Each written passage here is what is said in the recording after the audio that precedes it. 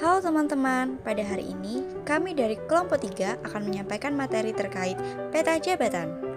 Sebelumnya, saya akan menyebutkan nama-nama anggota dari kelompok 3. Yang pertama ada Putri Septiani Zulfa, Aristo Rifki, Ilham Ainur Rozik, Desinta Selvia Arini, Dita Anggraini, Rahmat Afri Ramdhani, dan Gusti Hanum. Kira-kira teman-teman tahu tidak ya, apa sih peta jabatan itu? Peta jabatan adalah susunan jabatan digambarkan secara vertikal maupun horizontal menurut struktur kewenangan, tugas, dan tanggung jawab jabatan serta persyaratan jabatan. Peta jabatan menggambarkan seluruh jabatan yang ada dan kedudukannya dalam unit kerja. Lalu, bagaimana sih cara menyusun peta jabatan? Yang pertama, lakukan inventarisasi setiap jabatan, baik struktural ataupun fungsional, umum dan tertentu, yang terdapat dalam setiap unit kerja, paling tinggi eselon 2. Yang kedua, susun seluruh jabatan tersebut secara vertikal dan horizontal berdasarkan kedudukan setiap jabatan dalam unit kerja. Gunakan struktur organisasi yang ada ya. Yang ketiga, susun jumlah pegawai setiap jabatan yang termasuk dalam unit kerja. Dan yang keempat, peta jabatan yang tersusun akan menjelaskan susunan dan hubungan kerja setiap jabatan dalam unit kerja, paling tinggi eselon 2, sebagaimana pada lampiran kedua. Nah, apakah teman-teman tahu mengapa peta jabatan sangat dibutuhkan dalam menganalisis atau mengevaluasi jabatan? Ternyata, peta jabatan sangat berperan dalam melakukan evaluasi jabatan sehingga dapatkan kelas jabatan untuk masing-masing jabatan, yaitu pada jabatan struktural, jabatan pelaksana, dan jabatan fungsional tertentu.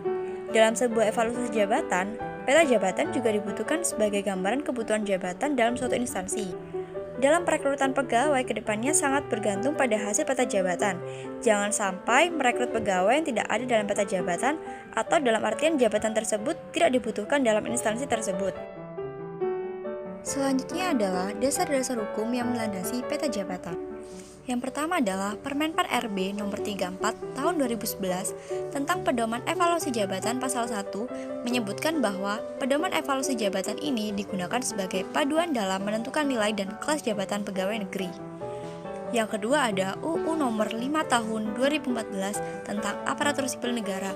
Pasal 21 huruf A menyebutkan bahwa PNS berhak memperoleh gaji, tunjangan, dan fasilitas.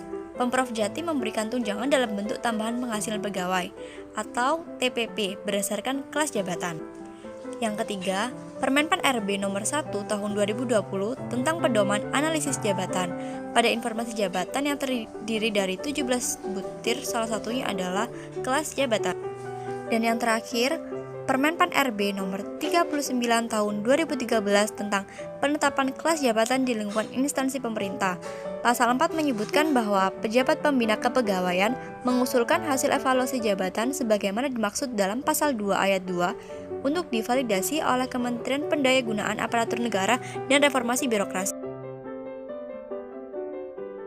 Nah, teman-teman, itu tadi adalah penjelasan singkat terkait peta jabatan. Kami berharap materi yang kami sampaikan akan sangat berguna untuk teman-teman dalam perkuliahan. Mohon maaf jika terdapat kesalahan kata dari kami.